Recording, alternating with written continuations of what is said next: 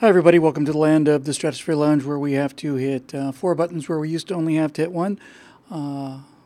Caused some interesting problems for us last week because, as it turns out, I have to turn off 3 buttons when I only used to have to turn off one.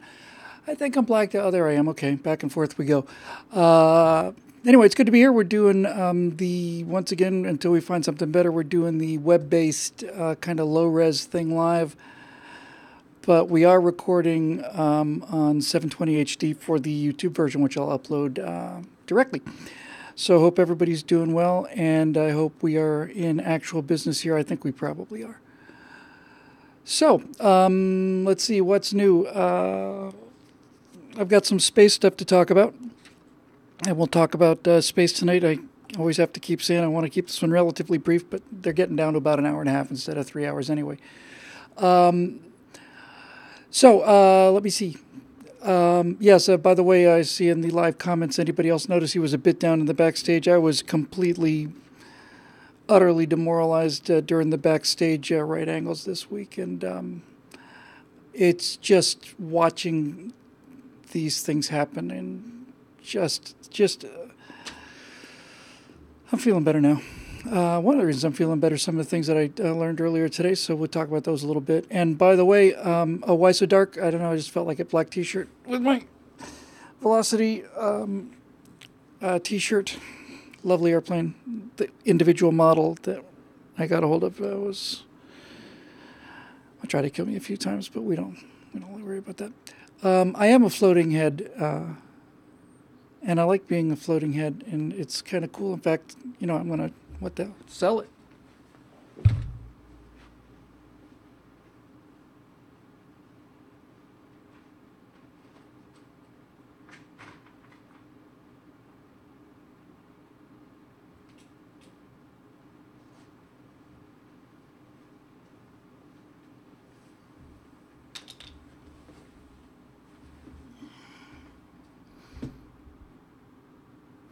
Strangely enough, that seems to make it a little easier to see. But in any event, here we are. Oh, you meant the studio. I thought you were talking about the thing. Well, in any event, here we are. One of the reasons I was so bummed out, especially the last couple weeks, is because the Facebook shadow banning and the YouTube suppression and all the rest, aside from the fact that it's just disheartening. That's one of its intentions, obviously. The thing that was so worrisome about that, to me, continues to be worrisome, is that, as I might have said before, as long as we had the internet, I always felt like we could get the message out. And we made, as I said, I think we talked about this last week, made a big mistake moving to Facebook and YouTube exclusively. And one of the really bright people who are part of the Aurora project, which won't get mentioned here tonight, but somebody sent me a link to something, and I have to tell you, I usually feel like I'm kind of up on these things, and it surprised me that I'd never heard of something that seems to be as well established as what it is. But I'll just talk to you for a few minutes about blockchain. I've been looking into it for the last hour or so, and as I say, I normally get those things, and a little earlier than this, so I'd never heard of blockchain before an hour or two ago. So here's the deal. There's a technology out called blockchain. It's been there for a while, but for those of you who haven't heard of it or heard a little bit about it, there's DTube. Matt Harris puts a comment up just as I'm talking about this, and he hasn't heard it yet because he's on the stream delay. It's a strange coincidence. DTube is an example of a blockchain site, and there's a number of others. But basically, in a nutshell, here's how it works, as I understand it. The internet was designed to survive nuclear attack, and the entire purpose of the internet was to distribute not only information, but distribute the pathways that the information travels by, so that when you send a message from one place to another, it doesn't just go down one tube, it goes down multiple courses. It's reassembled on the back end, checked against each other for errors, and that's how your picture, your email, or whatever you're doing gets there. And I'm not going to talk about Bitcoin, I'm afraid, Mark, because I don't know anything about Bitcoin other than what most people know about it. But here's what's interesting, apparently, about blockchain. Blockchain,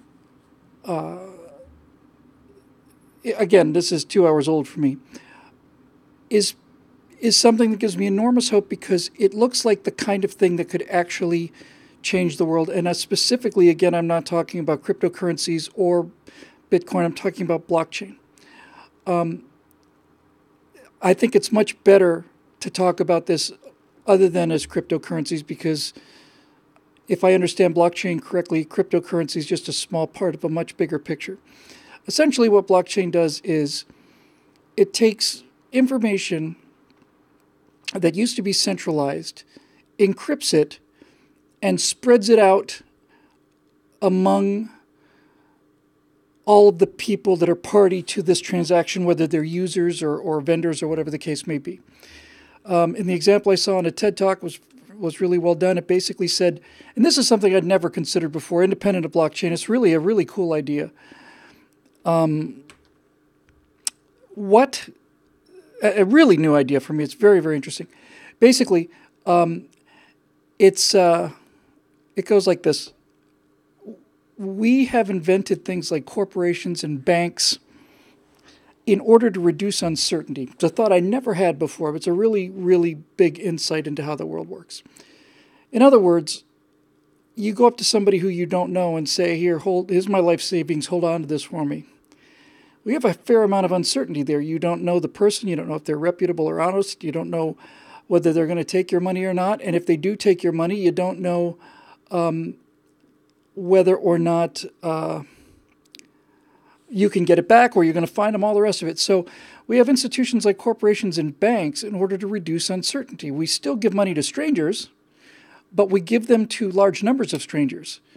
And the theory being that having an established, back in the last several centuries, an established brick and mortar building with, with guys in visors behind steel grates adds credibility to the fact that I'm giving things of value to people I don't know. So what banks and corporations do or have done is decrease uncertainty. That's a profound insight that I've never heard of before, ever. But it's great, and I always like it when I get something new to chew on. So that's very interesting. So these things are designed to reduce uncertainty. So now we live in the... let me do this before I forget. I'd like to thank the people that sent me birthday cards, especially you know who you are. And also, before I forget, I would like to congratulate our friend Vipercheck on his 23rd wedding anniversary, which was held last night. And I just thought I'd mention it on the air instead of telling him privately. I thought I'd tell him personally. Foghorn, you married up. That's all I have to say. And that poor, long-suffering woman of yours, presumably suffering from extreme myopia or whatever the explanation is. In any event, congratulations, sincerely. I really mean that. It's a big achievement, 23 years of marriage, and especially to you. And I can speak from a position of certainty here because I've been married to someone for a little over a year, and I'm much harder to deal with. Anyway, congratulations, sincerely. You're a really good friend, and I'm really glad to be working with you. Unlike certain other miscreants who should go unnamed at this time. So here we go. So back to blockchain. So the idea is to reduce uncertainty, and by reducing uncertainty, we have greater confidence in transactions, and the more confidence we have in transactions, the faster we can make the transactions, the cheaper they are, because you don't have to pay all the bankers and all the rest of this stuff and so on. So as we get into the information age, we have a perfect example of what blockchain is here to basically enforce, to make into rules what used to be simply guidelines, basically become the laws of physics and stuff. So a good example that was used in this TED Talk I saw, and this goes something like this. I want to buy a cell phone from somebody on eBay. And basically, that means that I'm going to have to send, $600-700 or whatever for a used phone for $500, let's say, my hard-earned money to somebody who I've never met before, and hope that person sends me the phone. And as soon as this online phenomenon started, as soon as we start to get out of brick and mortar buildings, I don't go down to Best Buy where I have some confidence that if I give somebody at Best Buy $500, they're going to give me a phone. When eBay came along and really started the tip of the spear of this kind of online economy, there was this enormous problem of uncertainty. In other words, how do I know? I'm buying from an individual. All eBay's doing is connecting the two people together. How do I know that this person's reliable? And so they came up with the rating system, and it turns out that works very, very, very well, because criminals don't, generally speaking, have the patience to establish a good, long, credible record, because if they did, they wouldn't be criminals. They'd be making money legitimately. And people who do make money legitimately on eBay protect their reputation with everything they've got. It's their entire future as salespeople is their reputation. One bad review, hey, this guy stole my money and I never saw it again. Among 100 reviews, you might be tempted to say, okay, well, maybe this guy's just an outlier or somebody doesn't really like him or anything. But when you get down to 50% of the reviews saying the guy stole my money, well, then now you know that's probably not the guy you want to buy from. So what blockchain does is it kind of encrypts all of your transactions and forms a sort of a record of your reputation. This part of it I'm not as clear on as the rest of it, and I'm a little more worried about this particular part of it. But the one thing I do like about it is this idea of automatic contracts. And back to the cell phone example. So an automatic contract would be I'm going to buy a phone from somebody, and I deposit money someplace, but the money doesn't go to the seller. The money goes into the blockchain escrow. It's not a bank account. It's not a single bank account. It's basic. I don't know how that happens exactly, but basically what it means is when the other side fulfills the contract that you have both agreed to, in other words, both parties say point 1, point 2, point 3, and if we get to point 1 and then 2 and then 3, then the money's released. Well, this happens automatically. And you don't need a middleman. You don't need a bank. You don't need PayPal. You don't need a judge. You don't need anything. When the phone arrives, I release the money. And if I don't release the money, then the phone possession and all the tracking and all the rest of it is there, so on and so forth. Here's what it matters. I don't really get the nuances of it, other than to say that I understand. I think the basic part of it, and the basic part of it is this, and this is the good news. Blockchain allows people to interact directly without having to go through a third party such as Facebook or YouTube, for example. Right now, in the model as the model exists, if people watch my videos and I put a commercial up in front of the videos on YouTube, then advertisers take a look at the number of views, pay YouTube. YouTube takes a percentage, a cut, and they give me what's left. They send the rest of it to me. But with blockchain, viewers are able to directly pay me, and they're able to directly pay on a basis of how much the video gets seen. I'm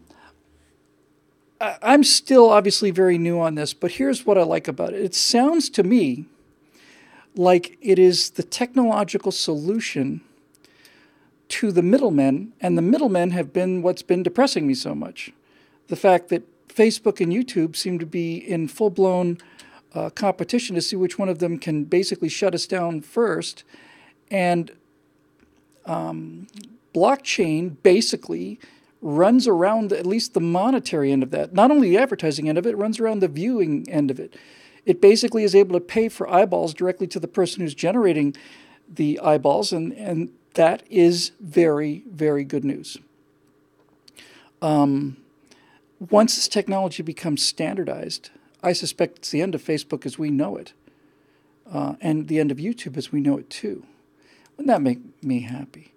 That'd make everybody happy. The idea that the information that we have is encrypted and can only be uncrypted by the sequence of the events to the person that we send it to.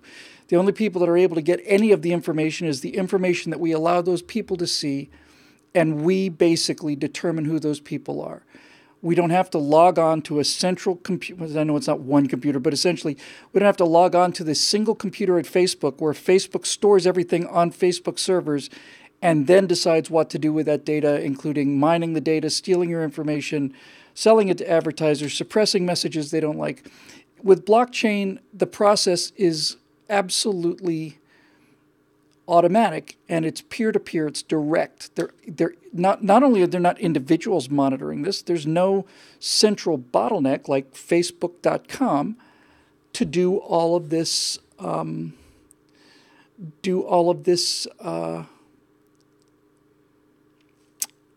on.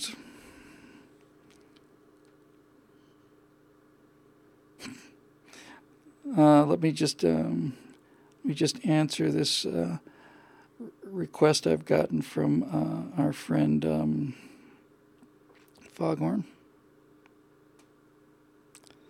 Excuse me one second. I know we're dealing with this in real time. Well, that's an actual shame, buddy, because I just 60 seconds ago congratulated you on your 23rd wedding anniversary on the air live. Like I'm speaking to you on the air live now. You should be embarrassed, ashamed of yourself.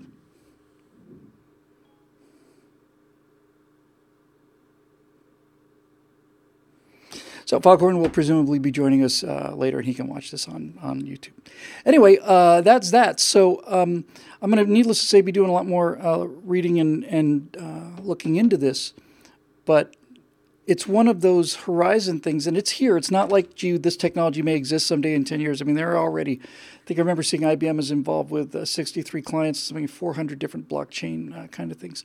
But this entire, the reason this is so exciting to me is because it's not just Facebook, it's not just the technology, it's not just any of this. The pattern of civilizational decline that I see always seems to come from the people at the top. It's the people at the top who basically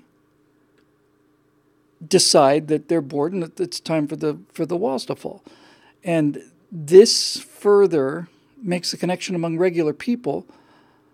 And when you take, if you could take news, information, and all of the money associated with Hollywood, the news media, Facebook, YouTube, if you could take all of those people out of the way and just have people making videos, people watching videos, and the transactions occurring directly between the two parties without having to pay any intermediate, that is essentially what blockchain is enabling us to do.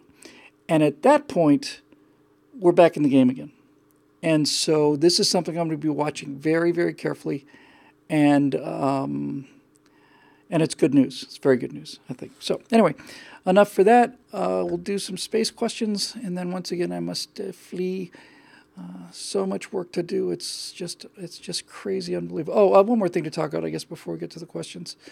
I decided that I want to do my next firewall on. I want to elaborate on a theme that I touched on in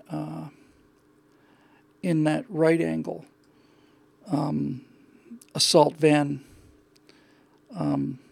fully automatic assault van kills 10 in Toronto. I realized, that there's an opportunity for me to go a little deeper there. And I think what I'm going to do is I'm going to apply all of the arguments that are used against semi-automatic rifles against moving vans and small trucks. And the more I thought about it, the better I liked it. I have to tell you, I loved that people said, was it an assault van? And I thought, oh, that's a great line. Then I realized it's a fully automatic assault van. So basically, I think what I'm going to do is just be very serious and, and ask questions on camera and saying, this murder weapon has a setting where you simply step on the accelerator and the thing just goes as fast as you want to. It used to be, in the olden days, you used to have to shift gears one at a time, and this greatly limited the amount of speed that you could put out. But now with these fully automatic assault vans, you simply just push a button and off she goes. And I'm gonna try and get as many of these gun control arguments in it as I possibly can. Things like, by the way, what do you need a moving van or a truck for anyway? I mean, it's not like we're coming to take your cars, but what do you need a moving van for? I mean, if you have to move, hire professionals. The people who have been trained to run moving vans. These are people who've passed certification tests and who have shown proficiency with moving vans. I don't think just any citizen. It's easier to rent a moving van than it is to fill in the blank. Than it is to get a hunting license. It's easier to get a moving van than it is to go and adopt a pet. And that's just shameful and disgraceful when you think about all the people who are killed in moving vans, gunned down by terrorists and all the rest. What caused this unregulated, unlicensed van, which are everywhere, by the way? I mean, the country's just awash in them. And then I think we could also, kind of get into the, yes, I understand that you have, actually, this is a timeout. I'm embarrassed to say I forget what the amendment is that allows us free passage. It's the 6th, in any event. Whatever. I should know it, but I don't. Yes, you have a Sixth Amendment right to travel unimpeded without blah, blah, blah, blah, blah. But that right was that law, that amendment was put in place at the time of our founders when the fastest vehicle you had would be a one-horse carriage, two-horse carriage.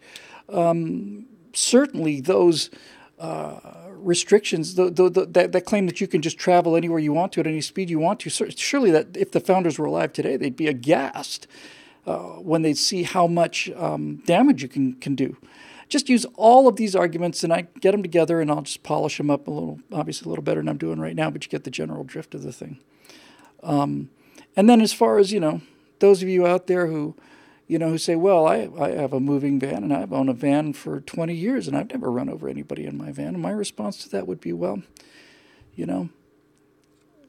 if it just saves one life, isn't it worth it to ban these assault vans that have killed people in London and France, America, everywhere? I mean, if we save just one life, isn't it worth it? And somewhere on the end of this, just kind of go, if this sounds ridiculous to you, it sounds ridiculous to me too, but this is the argument that we hear, right? It's not the driver, it's the van. That's the problem. And I think when you put things in that way, you can finally reach people on some level where even they can say, yeah, this does seem a little ridiculous in that case. So anyway, I'm going to try and basically do that and close it up by saying, if we really wanted to save people's lives, maybe we should be less oh, by the way, I want to start, I'll check and see what kind of van it is. I know it was rented by Ryder. I'm not going to pick on Ryder. I'll find out whether it was a Ford or whatever it was, Chevy van or something. And I say, it's time for us to march on Chevrolet. It's time for us to march on Chevrolet because they manufacture these vans exclusively to make money. They're just in it for the money. That's the only reason they make a van like that, is to sell it to people to make money. It was a van that blew up, pretty sure it was a van that blew up was it the Murrah building in Oklahoma City and so on. So, I just think that could be very effective. And then finally, we'll just have to, just close it by saying, yeah, it does sound kind of stupid, doesn't it? Maybe instead of trying to ban the van, maybe we could pay a little more close attention to a guy who's praising a person who did a mass shooting. Maybe we need to be paying more attention to the person behind the wheel of the van and realize that the van really didn't have a vote in this. So anyway, that's what I've been saying, is fully automatic van, Bone Canoe. It's Shocking that they allow people to do this.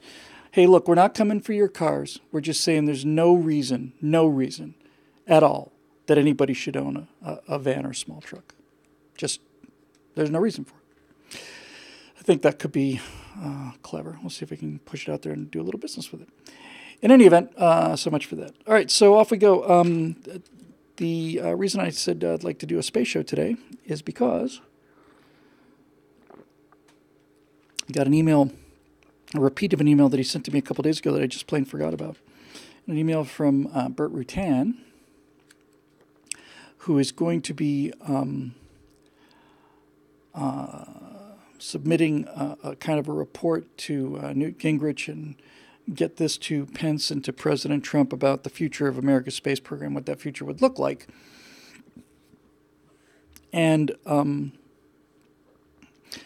as I said to Bert, it's an honor to be asked to comment on that in any form, but to be asked by Bert Rutan to comment on America's space future is something that's beyond my capacity to fully describe. So I had about an hour to think it over, and I'll tell you what I came up with regarding, I think, the direction for the future of the American space program. I said basically the future of the space program in this country will be dependent on the same thing that every other sector of the economy is dependent on. It's no different than anything else we do as humans in this third wave information age. So, what are those three things? Well, for me, the three qualities that the space program should have to have that our world is increasingly showing are competition, open source, and sizzle. So let's start with competition. Natasha and I went to Colorado Springs not too long ago, and we made good time through the line at LAX security, so we thought anyway. We basically got to the TSA agent who takes your boarding pass and your passport, looks them over, makes sure it's you, get past that guy. So far, so good. Great. We're making wizard time. So we get past that guy, and we're taking off our shoes and belts and all the rest of this hardware and putting it in the plastic bins, and we realize, standing there, that 7, 8 people in front of me, something like that. We realized that the bins are not moving and the conveyor belt's not moving, and a quick look at why the conveyor belt's not moving shows us that it's not moving because the woman who was operating the scanner had never operated a scanner before. Matter of fact, I feel relatively certain that she's never operated a computer before. And sitting at her side was a coworker who was leaning in and pointing to every single thing on the scan and then showing her where the correct button was to do this. And she'd look down, look up, look down, look up, hit the button, look down, look up, look down, look up. He'd point out something different when the scan changed. And after a while, I got out my watch and realized that the TSA was training somebody on this position as we were waiting, and that the time it took for this person came out to, on average, by my watch, 2.5 minutes per bag.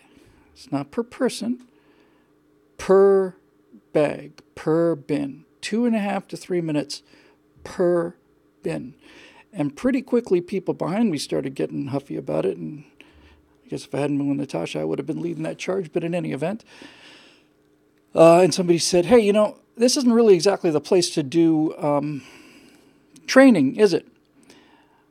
And the senior TSA guys took this kind of attitude, like, you got to train people somehow, right? I mean, you got to train people somehow. My feeling is you might want to train them in a training facility rather than taking 2.5 minutes per bag. So from the time it took us to hand the passports and IDs to the TSA agent and then get through the metal detector and get on the other side and have all of our items out of there, the distance was, what is that distance, 10 yards? 33 minutes it took us. Now, I was shocked. Everybody was shocked. By the way, they called a supervisor, and this woman came over, looked around, didn't say a word, went back to her desk, sat down, and went back to doing whatever nothing she wasn't doing. So got on the plane, got to Colorado Springs, got off at nighttime, went to the Enterprise Rent-A-Car. Beautiful situation, walk right in, nobody in line ahead of us. Nice guy checks me in. I hand him my driver's license. He says, "Oh, see, it's your birthday 2 days ago." I said, "Yeah, it's my wife's birthday the day before mine too." He says, "Isn't that nuts? Congratulations. Let me just do something for you." Reaches down, grabs a card, and he writes something, F car on it, fleet car, something. He says, "I've just upgraded you a couple levels just as a small birthday present, you know." And I thought, well, that was pretty nice of you. Thank you very much. So he was very kind, and we were, from that time I got to the counter to the time I was in the car was about 5 minutes, and I had an upgraded car, and I'm going back to Enterprise Rent-A-Car until something horrible happens. They're my guys. And so now that gets to the reason why we told this story and what it has to do with the space program. Reason that the guy at Enterprise gave me that upgrade and had the authority to give me the upgrade was because if I look out the window from Enterprise Rent-A-Car in Denver Airport, I can see 50 yards away National, Thrifty, Avis, Hertz, Dollar, Alamo, and a bunch of others. And if I don't like the way Enterprise Rent-A-Car is treating me, I'll just get out the door and I'll go and give my money to one of those people. And then the people who work for Enterprise Rent-A-Car will be out of jobs. And so that's why they can do things like, "Happy birthday, here's a nicer car." But I don't get to go to a different TSA when I'm at the airport. I don't get to go to a different TSA. And they know it. And that's why they don't care if it takes 3 minutes per bag. They don't care if it takes 3 minutes per bag. They don't care if I miss my plane. They don't care if the fact that this person who is training on the job misses weapons or bombs. They don't care about any of that because they don't have to care about it. And therein lies the difference between competition and non-competition. So the first thing that our space program has to be is competitive because NASA is the TSA. I've said this 100 times on this show. I used to have the NASA Vector tattooed on the inside of my skin. I love that agency so much. But even in its heyday, it was still a government bureaucracy. And right now they spend about as much money as they did during the last year that they were flying 4 space shuttles. And now they're not flying anything. So the first thing we need, I think, in a space program is we need the pressure of competition, which is what drives the experience at Enterprise Rent-A-Car from being so different from the experience at the TSA. And if we can imagine a world where there were no private airlines, that if you wanted to go from New York to Los Angeles, you had to get on a Federal Aviation Administration aircraft, and that's all there ever was the FAA. Well, flying from New York to Los Angeles in 2018 would happen in a propeller-driven airplane with 30 passengers and at an altitude of 8,000 feet in the weather, bounced around. It'd take you 19 hours, and it cost you $7,000. That's the world we would have if the government ran air transportation in this country. But the government runs space transportation, and that's the world we have. So the first thing we need is unfettered competition amongst all of these players. The second thing I think we need is open source. Did a little research for this.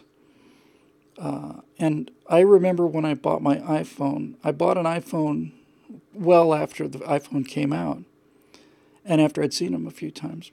We were at a late showing of a movie theater, of a movie at a studio, I want to say at the Fox studio in Century City, I think. And it was Sunday night at about 11 or something. A bunch of us said, we should go get a bite to eat someplace. Anybody know where? Nobody knew the neighborhood. This guy got out an app called Around Me, and he said, well, here's all the places. Here's the phone numbers. Here's their closing times. I said, damn it, that is astonishing.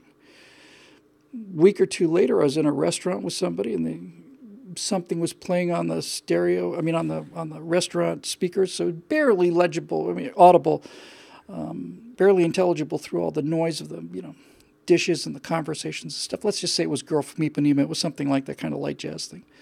Friend hits a button on an app called Shazam, holds it up, listens, comes back, here's the song, here's where you can buy it, here's how you download it. That blew my mind. And then things like, apps where you point at something and it'll translate a sign for you in real time from German to English, or you can point at an airplane, and since the phone knows where it is and it knows the angle and the altitude that it's looking, and since it knows where airplanes are by consulting the sort of the FAA database, it can tell you what that airplane is, what flight it is, where it's going, how fast it's going, all the rest of it. These kind of jaw-dropping apps. Well, research I did said that just prior to the release of the iPhone, Steve Jobs had assumed that it would be closed architecture. In other words, the only apps that you could get for the iPhone would be those made by Apple. And the original iPhone shipped with 16 apps.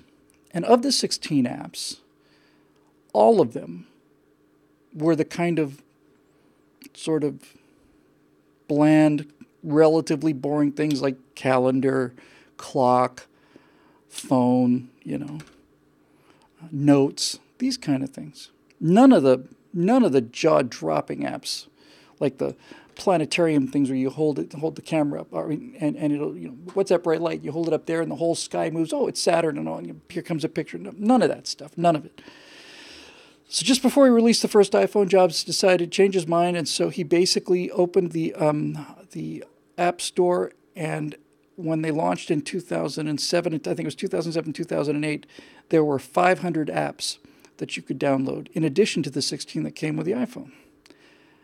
1 year later, there were 800 apps, and there had been 10 million downloads, and 10 years later, there are 2.2 million apps and 160 billion, or 130 billion downloads.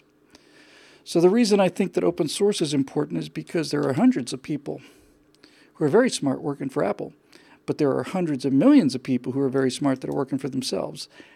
And the reason I say that the space program of the future needs to be open sourced is so many times the breakthrough ideas, the real breakthrough revolutionary ideas, don't come from the big players. The big players got to be big because at one point they had revolutionary breakthrough ideas, but that's probably when they were just two guys in a garage and they make their own decisions. After a while, the company gets so big and develops its own inertia that it becomes virtually impossible for them to do something that's so out of the box that they simply can't conceive of it.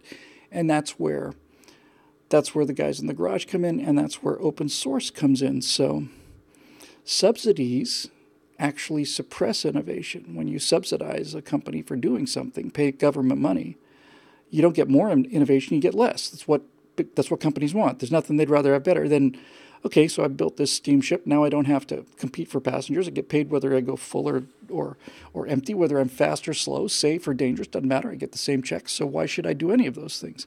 Subsidies are terrible, but prizes are interesting. Prizes are interesting because, first of all, they're only awarded in the case of success. So you're not paying for failure. If you have the X Prize, for example, that Bert won, was a $10 million prize, and the X Prize was structured in such a way that in order to win the prize, you had to put a vehicle capable of carrying a passenger to outer space, which was defined as 308, I think it's 75 kilometers, something like that. It's 318,000 feet, something like that. You had to get it into outer space, and then you had to go again in the same vehicle within 2 weeks. Now, they put the weight of a passenger in there because it was a test program. They didn't put two people on board, but they had enough weight for it to have been two people. And Bert won that one fairly easily with Spaceship One by several test flights. And then finally, for the X Prize flights, up they go.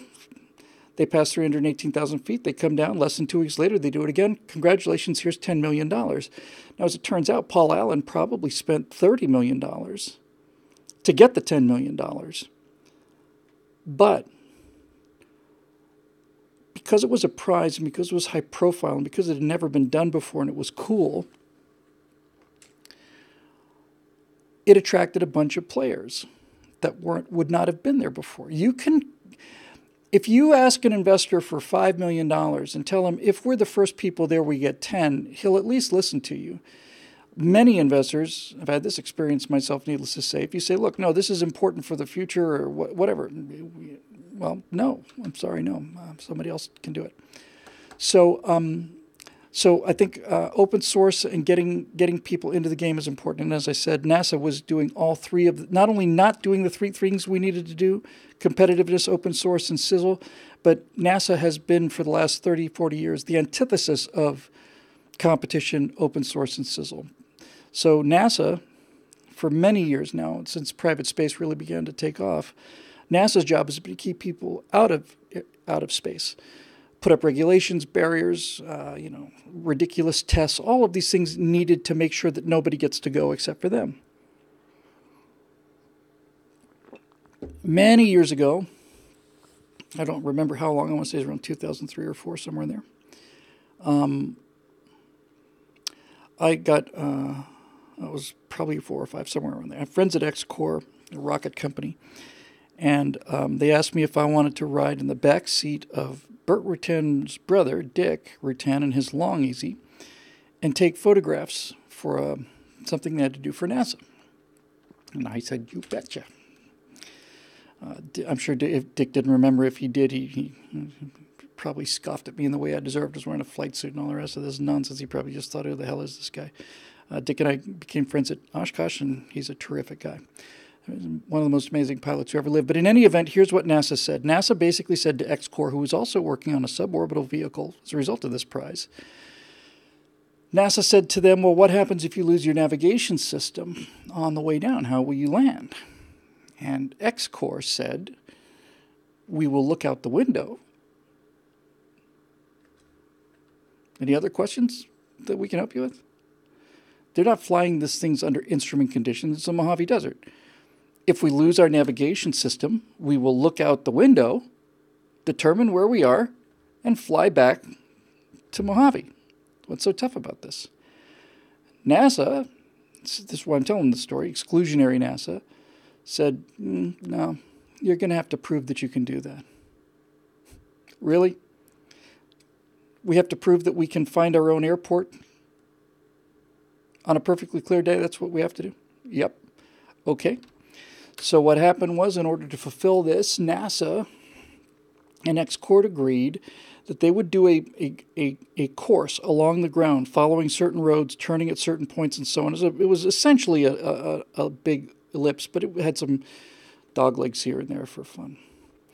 And I was on board because Dick was going to fly the route visually using just the map he had in his lap, the paper map, and his eyeballs.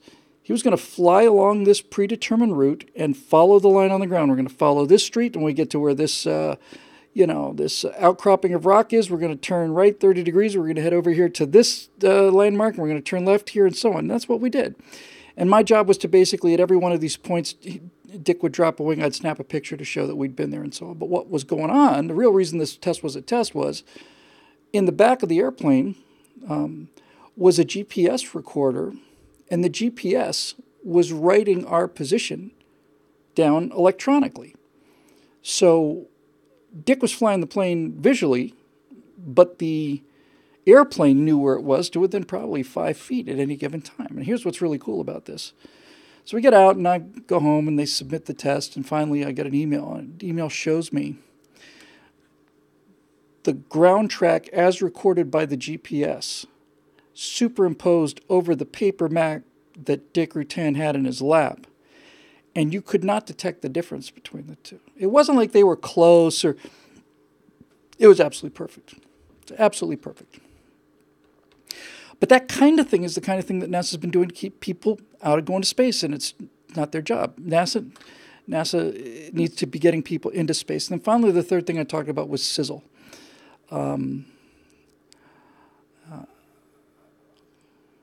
The entire Falcon Heavy flight of a couple months ago was so beautifully done in terms of marketing. They needed to test this rocket, and it would have been a rocket test. And it would have been a rocket test that people like me are interested in, and space buffs, and several million Americans and other millions of people around the world would be interested. But it was a rocket test. It was just another rocket test. It was a new rocket, but it was a rocket test. But to instead of using a big slug of concrete or whatever, to put a candy apple red Tesla Roadster in there and then put a mannequin in the car flying in the same kind of spacesuits that that SpaceX is going to use, and have his arm out the window like he's casually cruising, and the sun is out there because the top is down, and then to be playing David Bowie, and then to have on the navigation screen of the Tesla the words "Don't panic," which is the advice given in the Hitchhiker's Guide to the Galaxy series. Well, that's just genius. It's genius all the way across the board. It's just promotional marketing showmanship genius. And because it was all being streamlined, it became a cultural event. It was something cool. It was just cool. So sizzle is something that we don't do at all anymore in the space program. So my recommendations for the space program were basically 3. As far as competition goes, I think NASA needs to be essentially disassembled from its current state and turned into something that looks very, very much like its predecessor, NACA, the National Association on Civil Aeronautics, I think, or National Administration of Civil Aeronautics, NACA. Prior to NASA, NACA was doing for aviation what NASA was, I guess, intended to do for spaceflight. And NACA didn't regulate the airline industry. NACA didn't produce airplanes. NACA didn't run airlines. NACA was a pretty much pure research institute where they did a bunch of wind tunnel tests. And even today, when we talk about airplanes like the Long Easy or the Cessna or any airplane that's out there, we'll refer to a certain airfoil as a NACA 1402 or whatever, because as a pure research facility, they did the unprofitable, dirty, but essential job of just getting test data. In other words, how does this airfoil shape perform? What are the numbers for this airfoil shape? What's its lift coefficients, drag coefficients, Reynolds numbers, all this stuff. And then we'll change it. It'll be a new airfoil, new test, new data, new on, so on. So we don't all have to have our own wind tunnels and don't have to all go out and test this data. That's what the Wright brothers realized when they started flying, or not flying. They weren't flying because the numbers that they had were wrong. They figured out, instead of tinkering around here all day with these planes that don't work, we need to go back to the basics, build a wind tunnel, and find out what these air pressure data really should be, not what we're told it is.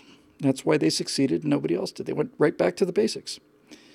So NASA needs to be doing kind of fundamental foundational research, I think, and most of that, since it's a government bureaucracy, most of that money should be distributed to at least semi-private entities like Jet Propulsion Laboratory at Caltech or Johns Hopkins, who've done superb jobs, really superb jobs of running the pure research aspect of space exploration.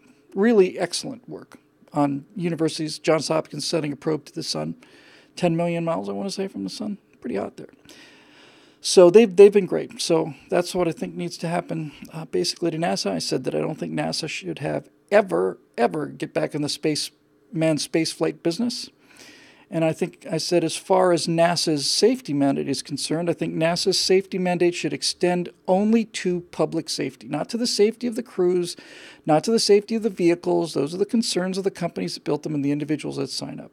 I think NASA does have a role to play in making sure that when we launch a rocket, if it explodes catastrophically, it's not going to come down on people's heads in a way that might be avoidable and so on. Very narrow, very small areas. I also said I suppose they should also be responsible for the safety of the International Space Station, since it's essentially so-called public property. But once you have a private hotel or a private this or a private that up there, it's not up to NASA to determine whether or not this is safe. It's up to the people who are going to go for the ride. NASA has an obligation to protect the public from recklessness, and that's about it. In the same way that the FAA ideally should protect us from recklessness, not tell us where we can fly and not fly and how and when and so on. As far as open source goes, basically I said, no, I think the prize is exactly the answer. You know, we need to get people in here. And the funny thing about a prize, as I said in the case of the X Prize, $10 million got you $30 million worth of vehicle. Because then it becomes kind of ego and pride, and there's a bit of a financial return and publicity. You know, you get your name and company's name on the tail of this thing. It's a great way to go. And then as far as Sizzle's concerned, I close by saying, you know, Sizzle is one of those things. I told this Peter Guber story, which I love. Peter Guber and Mark Peters were these two producers who, I want to say in the 80s, sold Universal to the Japanese. They sold Universal to to Japanese businessmen who were, as you may remember from the 80s, looked like we were going to own everything in the world. And so these very, very, very financially conservative Japanese businessmen buy a movie company. And just before the deal closed, Peter Guber and Mark Peters went over for a meeting with these Japanese auto executives, or electronics executives, I think it was actually. And they basically had a meeting with them. And these guys were making their final decisions, and they were interested in return on investment and so on. And Peter Guber said, look, we spread the risk. Here's how it works. This studio that you're going to buy, Universal, let's say it has a slate of 10 movies a year. We're going to make 10 movies this coming year. And during this coming year, of those 10 movies, 2 of them will be flops. 2 of them will be hits. 3 of them will break even. And 5 of them will be losses of various kinds or another. And the Japanese looked at him, in all seriousness, completely puzzled. And they said to Guber, well, why don't you just make the hits? And I bring up that story because sizzle is a hard thing to identify. It's lightning in a bottle. You don't know when you're going to catch that wave. And like the famous definition of pornography, sizzle is something that you can't really describe, but you know it when you see it. Putting aside the marketing of the whole Falcon Heavy thing with the Tesla and all the rest of it, all that intentional genius. By the way, can anybody imagine Lockheed or Boeing doing something like that? You can imagine somebody having the idea to do something like that, but one person on the hundreds of committees that it'd have to get through would shoot it down for reasons of risk or safety, or somebody might object, or maybe the people who like blue will be complaining that it wasn't blue. You know, all the rest of the reasons you have for not doing anything. There'd be hundreds of those people making that argument. It's inconceivable that a big company would have done something that cool. So, sizzle is sizzle. And the example I gave about sizzle, I think, is actually a rather good one. Having a prize to put a privately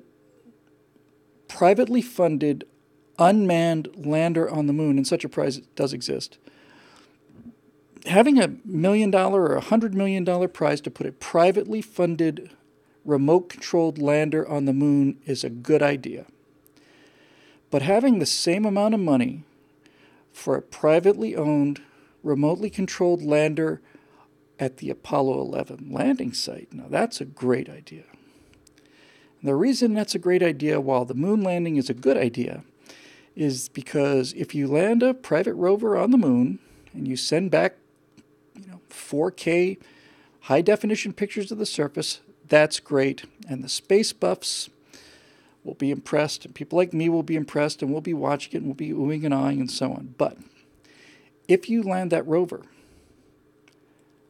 close enough to the Apollo 11 landing site so that you can drive that thing up, and see the flag that's been blown over and bleached white, and see the bottom of the LEM stage there, see the footprints. Stay a respectful distance away, but you get the general idea. Now, it's not just a space mission. Now it's a cultural phenomenon.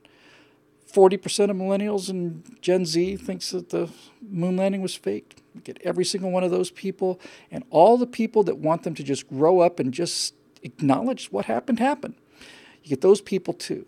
So a mission like that has sizzle in the case where one that just simply doesn't.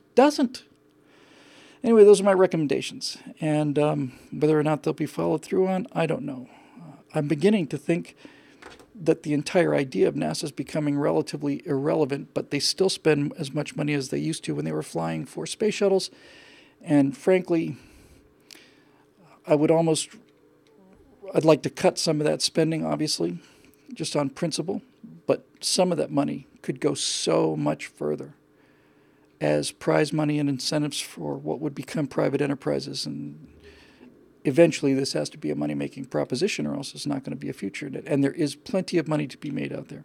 Anyway, that's my space program report from today. So we'll take a couple of questions. What time is it? Do half an hour maybe, and we will call it a night.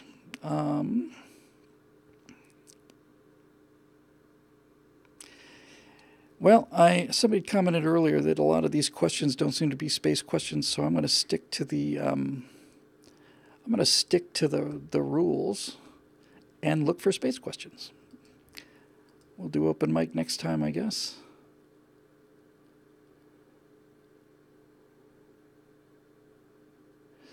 Okay, we start with a question from known miscreant Matthew Lloyd, who would like to know.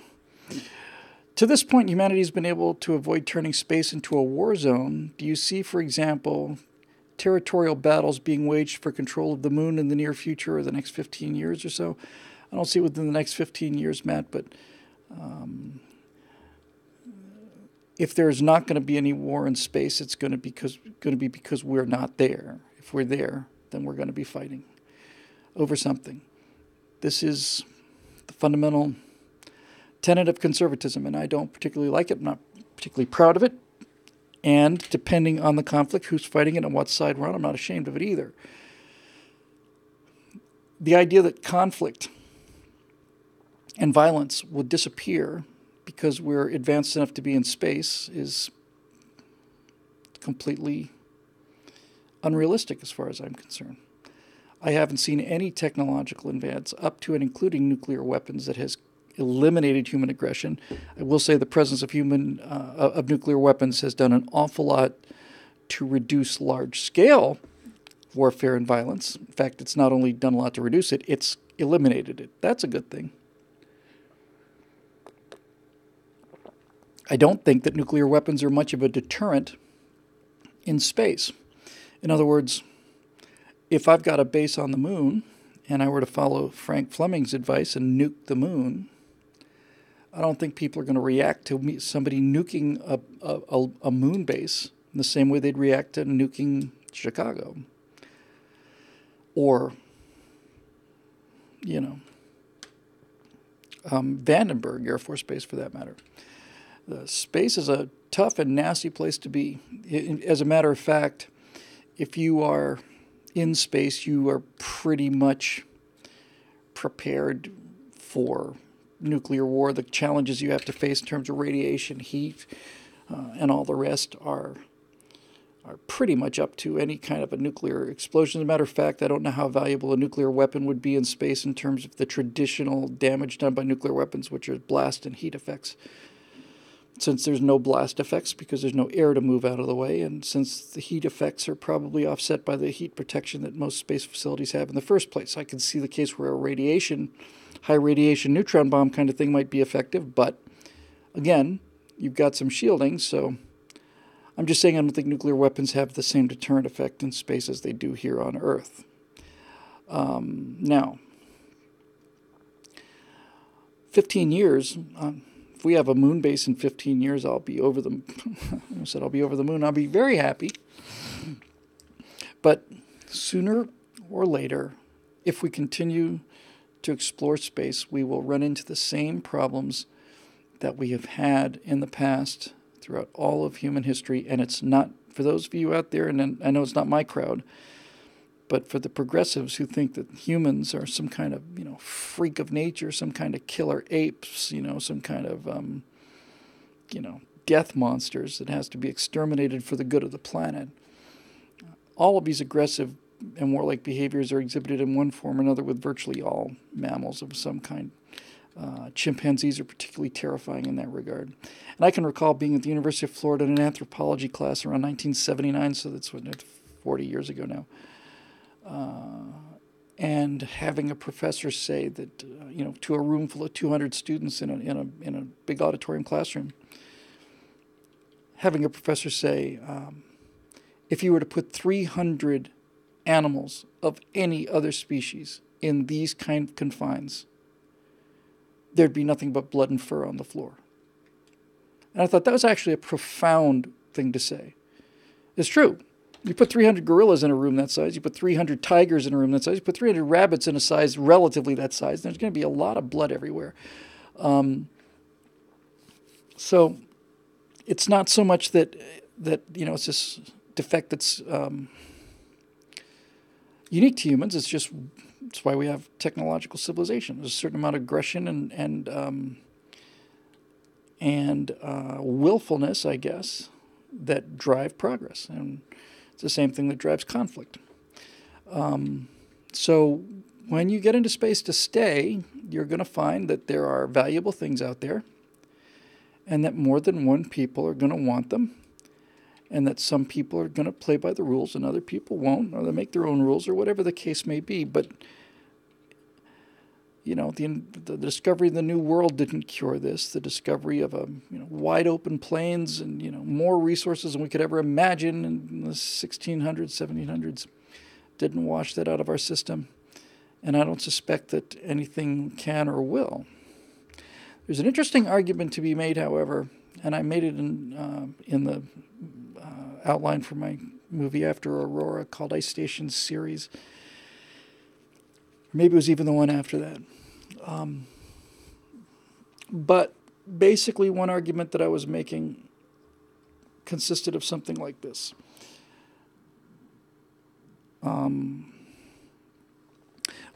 Whenever we think about space exploration, we think about trying to discover other Earth-like planets. We want to get out there and walk around.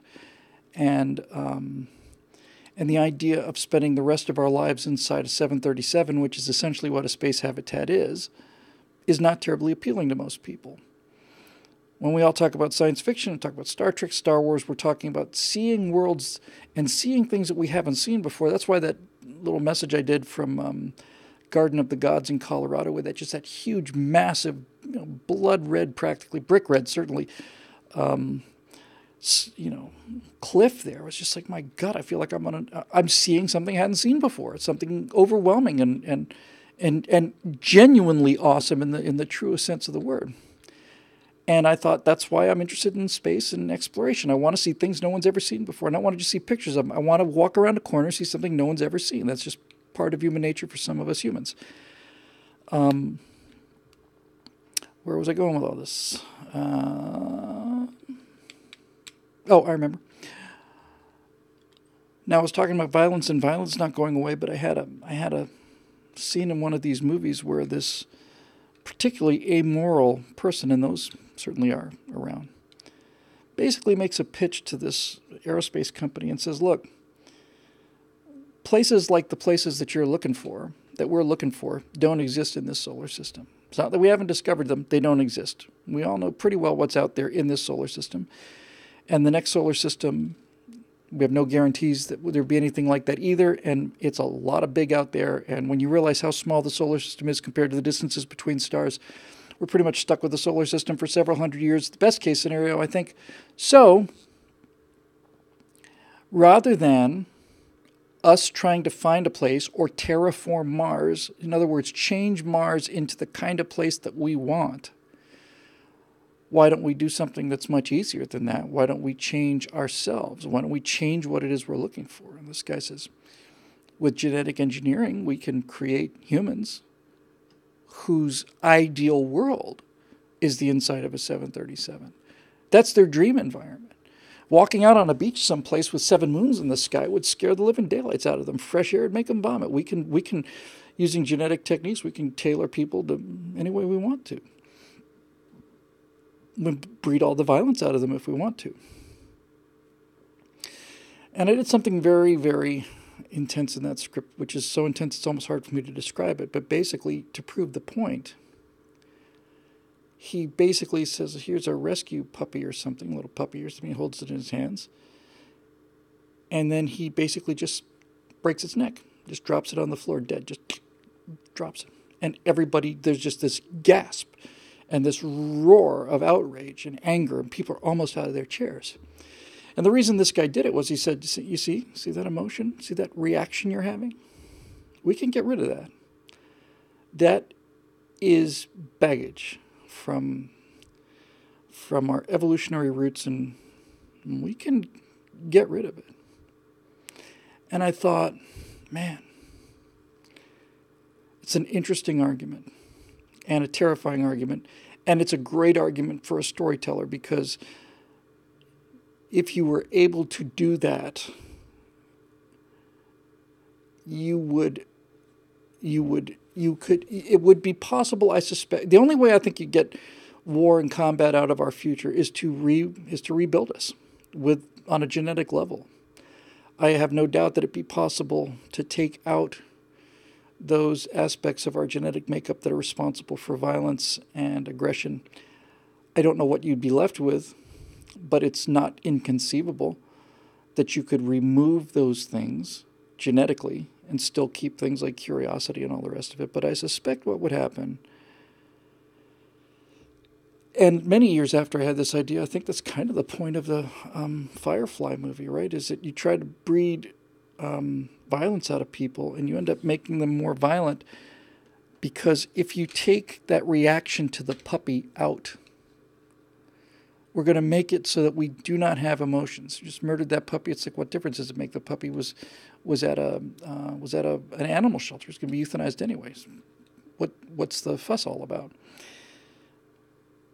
You would be left with this idea of pure intellect, which is the holy grail for so many progressives. They think that's utopia. I think it's hell. I think when you've got no emotional connection to things, then everything becomes a statistical issue. Kill 7,000 people here to save 9,000 people there? Sure. We'll kill 150 million people here to save 220 million people there? Sure.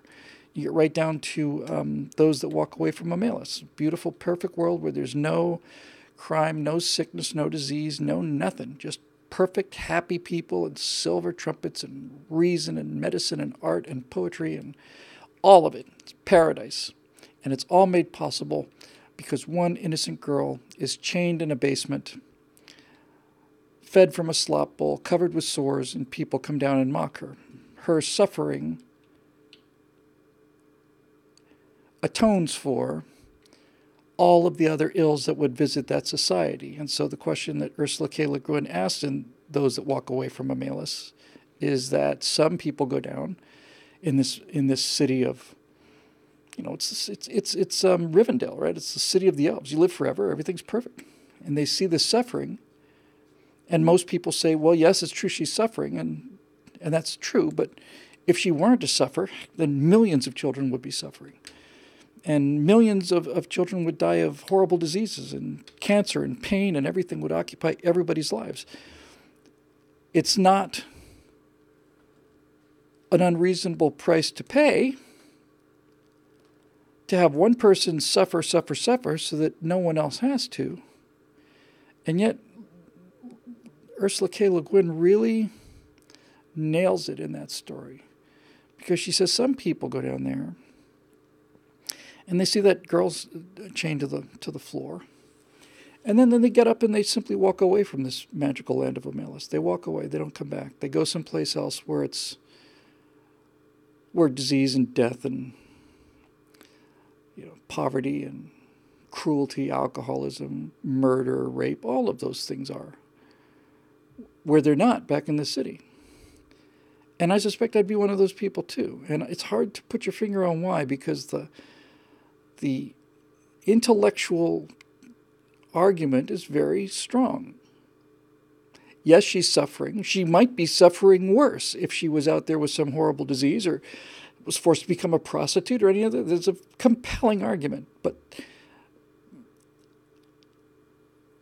there has to be something.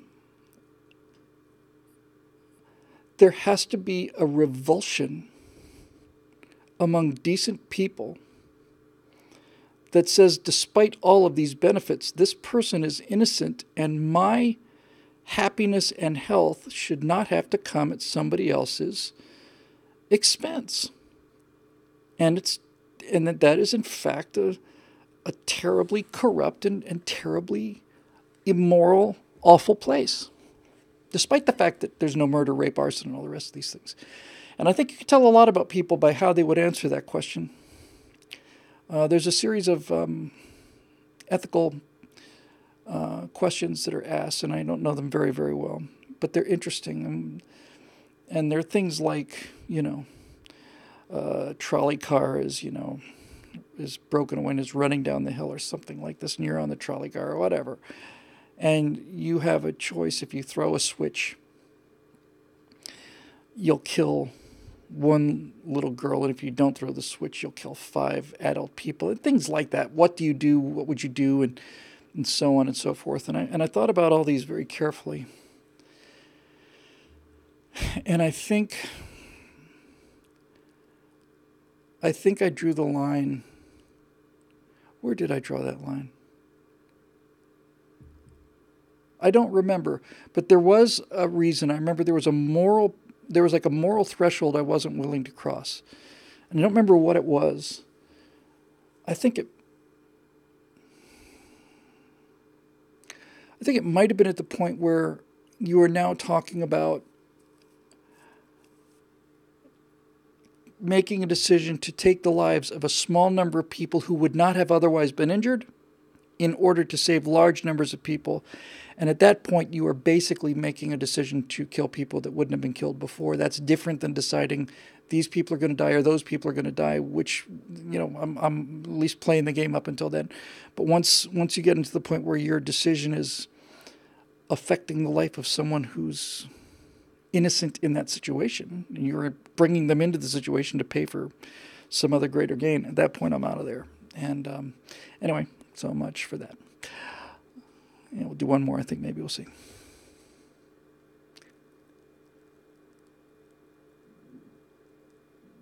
Great question from Steve Darrow, but it's not about space, so I'll take it next time. Victor. With systems like the upcoming Stratolaunch plane and small rockets like Rocket Lab used to launch microsatellites, it feels like we have more methods than ever to launch things into space. Do you envision any additional methods like electromagnetic railguns or space elevators? They're both great ideas.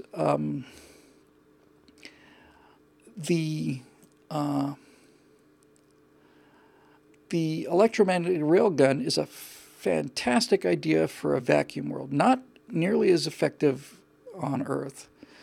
On the moon, for example, you don't need a ramp, you don't need anything. You just lay a straight rail for some distance, 10 kilometers or something like that, and you accelerate it and up it goes. But this is an important thing that most people don't understand, and that is how orbits actually work. Most people would assume that if you shot something off the planet with a railgun, once it left the rail, it would go into orbit. But my understanding of this might be mistaken. I don't think I am. My understanding of this is not the case at all. Depending on how fast you shoot it would determine how high its apogee is, but it would eventually come back down and land and crash. Because in order to orbit, you not only have to get the thing going fast enough, but once you've reached your optimum orbit, then you have to circularize the orbit. You have to do a secondary burn, which brings the bottom of the orbit up off of the surface of the planet and makes it elliptical or circular, whatever shape you want. So a railgun gets you off of the surface, and the amount of energy needed to circularize an orbit is far, far, far, far, far smaller than it is to get it off the ground in the first place, but you still need something. So, limitation on that, but still, if you really want to move tons of stuff out there, you just throw it some good long distance or give it damn near escape velocity, catch it with something. Speaking about out-of-the-box solutions, and Burt Rutan earlier hadn't read this question, but it's a nice segue.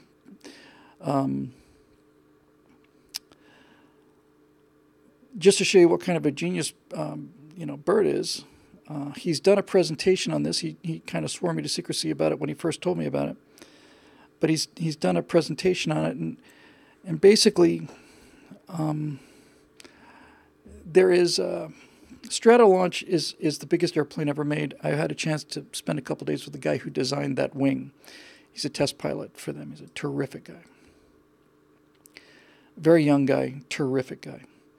It's got 6 747 engines. They scavenged 2 747s to give them 6 of the 8 engines, 2 engines in reserves and spares. But it has the largest wingspan and is considerably the largest airplane ever to fly. And like so many of Burt's designs, Burt didn't do the technical design on Stratolaunch. I suspect he had a lot to do with the concept of it, because it sure as hell looks like a Rutan airplane. But basically, it's 2 fuselages, wings extending on either side, wing connecting the 2, and from where the 2 wings connect to the 2 parallel fuselages, down below that is a cradle that holds the actual rocket. And then by going up to some altitude, 40,000 feet, somewhere in that ballpark, and getting a 500-mile-an-hour head start, you would think you would get significant gains, quite significant gains, in terms of getting that thing to orbit. But since the rocket doesn't have a wing on it, you've got a big problem. And that problem is this.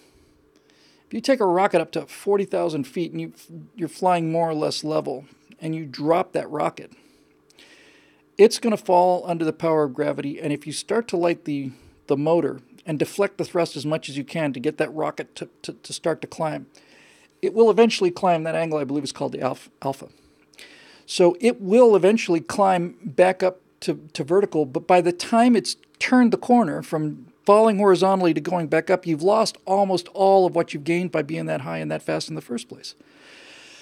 Now, if you have a wing on it, that's a different story. If you have a wing, the wing takes the aerodynamic load, turns that corner much, much faster at a much lower cost energy, and that's why the Pegasus satellite has a little tiny wing on it, I think.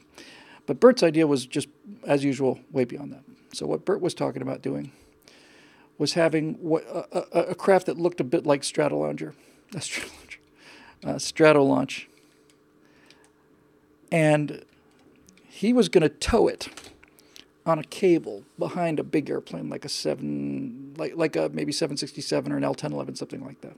And he was going to tow it off the ground, and once it got into the air, they'd lay out a lot of cable, have a very long, high aspect ratio wing, really good lift, and they would get this thing up to 40, 50,000 feet, and then the magic would begin because, as I recall, Bert had the thing on the back of the plane, not underneath it. So then what he would do is something that was just, I heard him say this, and it's like, for God's sakes, Rutan, are you ever gonna give up?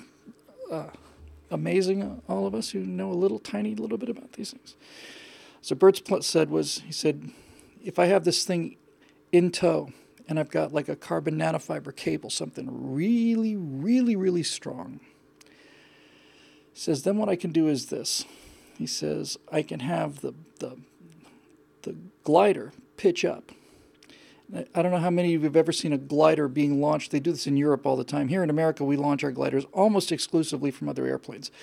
My first 80 hours in an airplane were in unpowered airplanes and gliders behind tow planes. We get tow up to altitude. We'd let go of the rope, and we'd glide on, and the tow plane go back home and land. But in Europe, they do cable launches, which is a winch launch, which basically means you start on the ground, and some enormous distance out there is a winch, and you say go, and this thing starts reeling in the cable real fast, and as it pulls the cable in, you're going straight towards the winch along the ground. But when you get to flying speed, you put the nose up, and then it goes like a kite. It just basically just arcs up. The tension on the cable is kind of used as almost like a lever to push the glider up over to the top. So at the point that the glider actually starts to do a damn near vertical climb, and as it gets closer and closer to the winch, it essentially becomes level almost over the winch. At that point, you drop the cable and off you go. So Bert said you could do that with this glider that's carrying a big honking rocket on its back. You basically get the thing up to a reasonable speed, you start this pitch-up maneuver, and then the thing, and this is where the genius of Bert comes in, he said basically what's happening is when that airplane starts to take the aerodynamic bite, the cable tension pulls on the big heavy jet, and that jet becomes the anchor, and the energy is transferred down the cable to allow this. I don't mean electrical energy. I mean just the kinetic, the mechanical strength of the cable allows this kind of slingshot maneuver. And I forget the number, but he said it's something like it's a couple million joules or so. It's just an insane amount of energy being used. Just slowing down this you got an L-1011, you got guys in it and probably want ballast in there as well. You're towing the glider along. He starts his pitch-up maneuver, and everybody in the big plane goes forward because it's slowing that big plane down, but that's where the energy is coming from. And so as this thing starts its climb, so here's your your tow planes here and the gliders here, and it starts this climb and it goes up, up, up, up. And when it reaches this optimum angle, which I want to say is about 65 degrees, 70 degrees, something like that, you've now got the rocket pointing at the exact angle you want it to be at this altitude. And you're at 40, 50,000 feet, and it's going in the right direction, at the right speed, then at the right angle. You just let it go. Bert was talking about floating it on balloons, like kids' balloons. Just let it go. You just undo the strap, and it just goes, and the glider falls away. The rocket's on the exact right angle, and at the exact altitude. Nothing has to change. You never drop. It's all going up. And he said you could get a 50% increase in payload to orbit. That's a mind-blowing idea. Mind-blowing. Those are the kind of breakout ideas that change the equation. A 50% increase in payload is game-changing. When Bert was telling me about this, he said in airplane design, you get a 7% increase, you'd kill your mother for that kind of margin. So that kind of out-of-the-box idea is really cool. And also, this one's a little more funny. He was talking about SpaceX. He's a big fan of SpaceX, by the way. The landings and stuff are just impressive, and what they do to the economics of being able to fly those boosters again, return them and fly them is a game-changing technology. But when Bert told me about this, they still hadn't gotten those water landings done just right. And of course, they messed up the one on the Falcon Heavy launch. But Bert said rather than trying to get this thing down on a, postage stamp, he said the best way to recover these boosters is to. He sketched out something. It was like a boat with a giant net on it, but not a flat net, like a catcher's mitt. Or first baseman's glove in baseball. And it's basically kind of an arc-shaped thing. And he says you basically wait for this thing to come down, you put yourself underneath there, you get a much, much, much larger area, you kind of capture the thing, and you don't have to worry about it tipping over and all the rest of it. Well, damn, man, that is an interesting idea. So, yeah. And, of course, the space elevator is the golden calf for all of this. It's tougher than it looks. Most people think that a space elevator is just a really tall building. It doesn't work out that way. In order for the space elevator to work, you've got to have a gigantic, enormous weight on the other end. So otherwise, the structure just collapses. The only way to keep it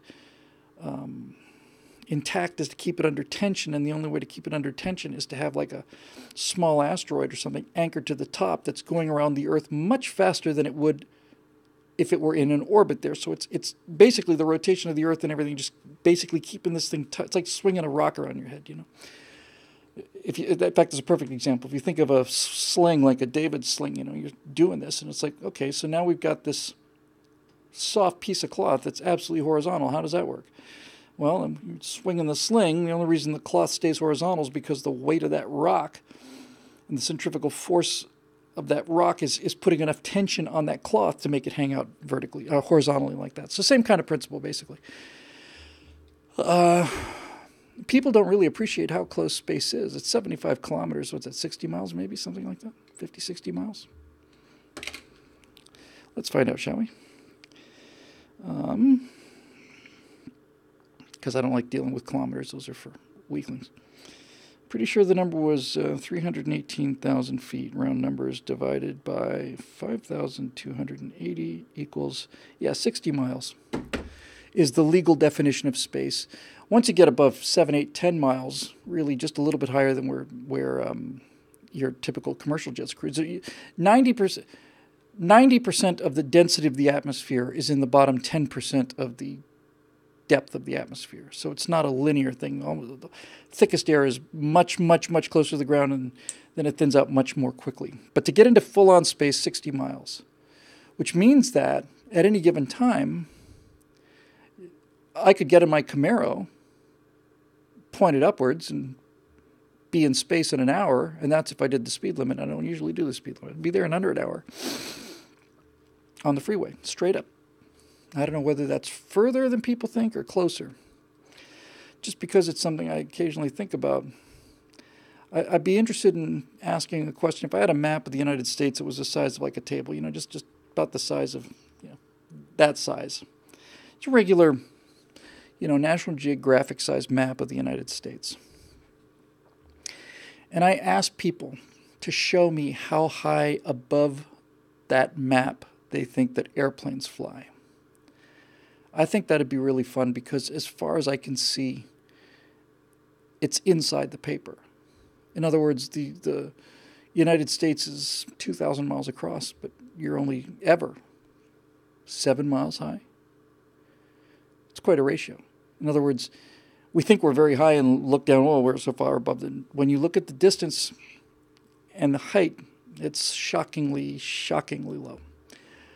And yes, I think space elevators only can work at the equator. Bone Canoe, it's my understanding. That have to be true.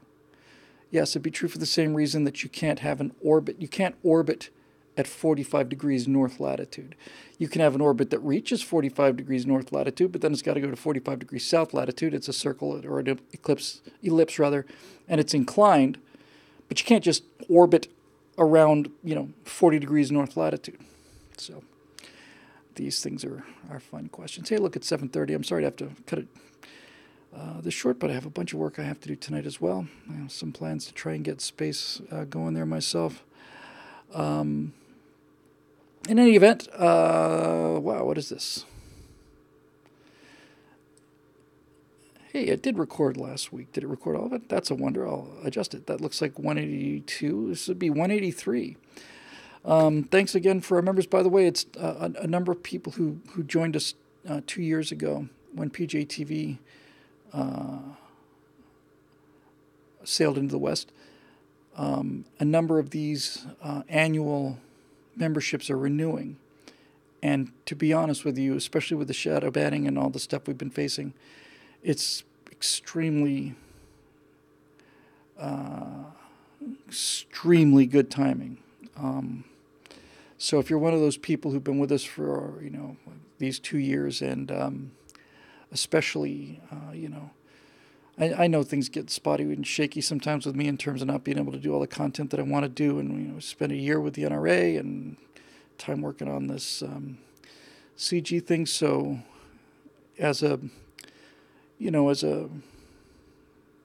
are there better deals out there? There are. So for those of you who've been members and have stuck with us, we're only here because of you. And as long as I have a foundational membership base, they can't shadow ban us. They can't demonetize us. As long as we have the small number of people who really do believe in the message, we're going to keep bringing it to you. So if you're one of those people that are getting a renewal on your cards this time of year, please believe me when I tell you, not only are we grateful, as we're always grateful, but this time especially, given how hard they're working to make sure that people like us are just put out of business financially. I can't tell you how much it means to me. So thank you. And if you have any problems, just let us know. Okay, I think that'll do it for 183. Pleasure seeing all of you as always. We upload this right now to YouTube. And this time I'm going to try to remember to turn off the live feed, because that could have been bad last time. You never know what you're going to get. Honey, I'm on my way home. And as for the rest of you, I expect I will see you next week on the Stratosphere Lounge. I always hide this thing. All right, so that'll do it. Have a good week and take care, and we'll see you soon.